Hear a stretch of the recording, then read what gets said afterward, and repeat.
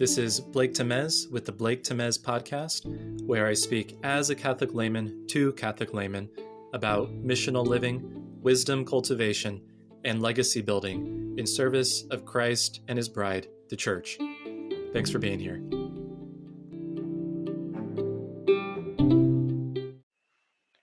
The Dunning-Kruger Effect is an interesting cognitive bias by which people reliably overestimate their own competence when they are the most inexperienced.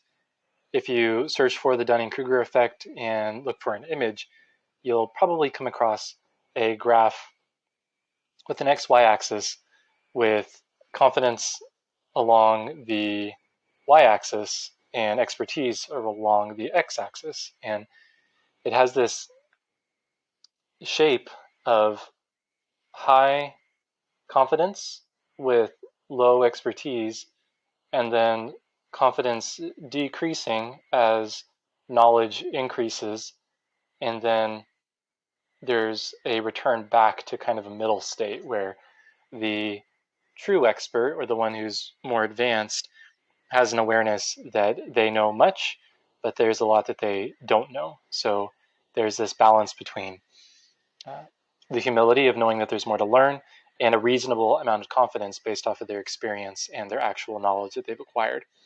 And so understanding that this is a cognitive bias that is a kind of default for people, you can be aware that when engaging with people in ministry contexts or pastors or anyone, make it as broad as you want, that this bias will likely be in effect. And it can also be the case with those that you mentor or those that are in faith formation.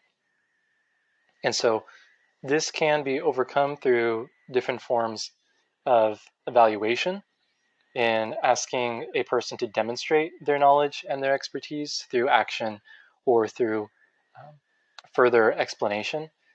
And that can help them recognize how much more they need to learn. And understanding that with this knowledge, any type of attempt to get at someone's true level of expertise would be done in good faith, right? With not malintent, right? No desire to embarrass or humiliate someone, but to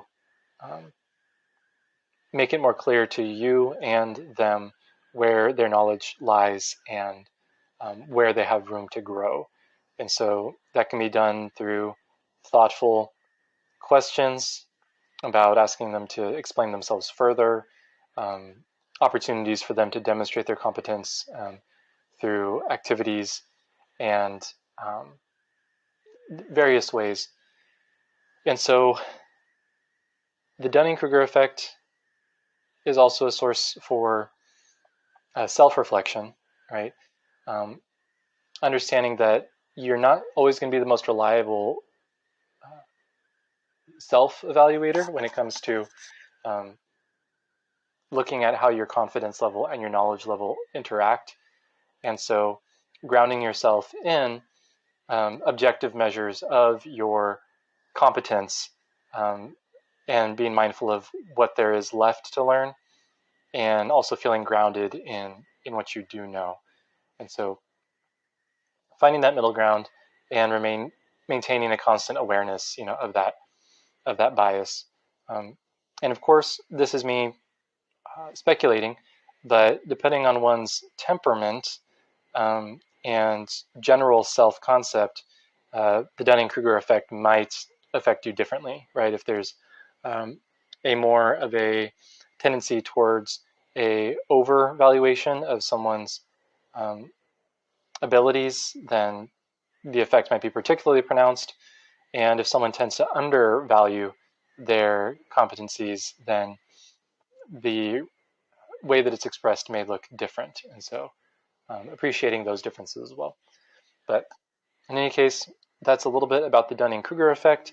Again, it's operative when an inexperienced person overestimates their own competence. and this error in evaluation prevents them from recognizing the need to improve. And so something to be mindful of for yourself, for others. As always, thank you for your time and your attention, and God bless you in all your efforts. Peace.